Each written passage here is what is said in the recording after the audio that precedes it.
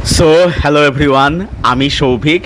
দেখলাম হচ্ছে মালিকের ট্রেলারটা কিন্তু আমার এক কথায় বেশ ভালো লাগলো। দুর্দান্ত একটা ট্রেলার হয়েছে। নট অনলি বেশ ভালো, দুর্দান্ত একটা ট্রেলার হয়েছে।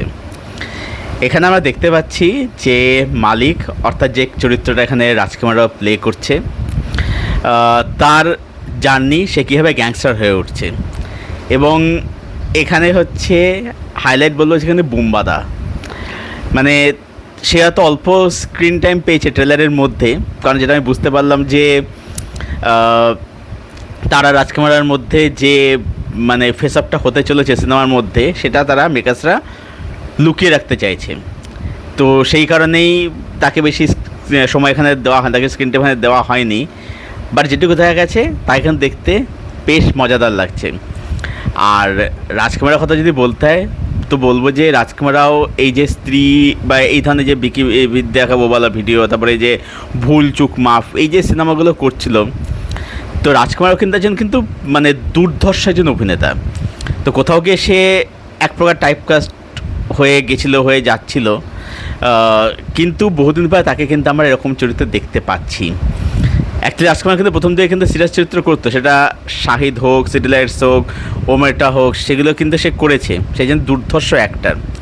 এখানে যেটা বুঝতে পারছি সেটা হচ্ছে যে রাজকুমার রাও সে মানে প্রথম সিনেমা যা দেখে বোঝা সেটা হচ্ছে যে প্রথমে তার উত্থানের মতো লেগাসিটা দেখানো হবে, এবং যেখানে যে বলছে যে তাকে ধর্ম দেখে এখনও পর্যন্ত জন্মেনি, তখন কিন্তু বুমবাদার এন্ট্রিটা হচ্ছে। তো লুক অ্যান্ড ফিল এখানে খুব ভালো লাগছে, দারুণ লাগছে। আজকাল তো দেখতে ব্যাপক লাগছে, তাকে দারুণ মানেছে ক্যারেক্টারটা।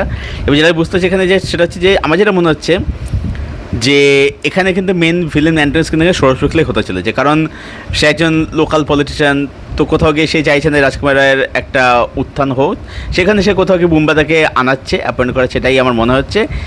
এবং যেটা মনে হচ্ছে এখানে যে মানুষ কিন্তু একটা পর্যায়ে এসে কিন্তু সে মারা যাবে আর কি। কী করে বুঝলাম সেটা হচ্ছে যে তিনটে জায়গা থেকে বোঝা যাচ্ছে। একটা হচ্ছে যে ওই যে গুলি চলছে ওই সময়টাতে, একটা জায়গাতে বৃষ্টির শট, রাজকুমার রাও দেখবে মানে চিৎকার করছে, কাঁদছে ওই জায়গাটা। এবার একটা জায়গায় একটা ব্লাস্ট হয়। এই তিনটে জায়গায় মনে হলো যে মানুষ যেভাবে মারা যাবে। এবং লাস্টে ওই যে শটটা যখন রাজকুমার চারজনকে ফাঁসি দিয়ে মারছে, ওটা ব্যাপক, ওই শটটা ব্যাপক লেগেছে। সিনেমার আসছে 11 জুলাই, এটা অবশ্যই হলে যাব দেখতে। তো ট্রেলারটা তোমাদের কীরকম লাগলো কমেন্টে জানাও। আর প্লিজ সাবস্ক্রাইব নেগেটিভ চ্যানেল এরকম আর শর্টস পাওয়ার জন্য। Thank you so much, bye by.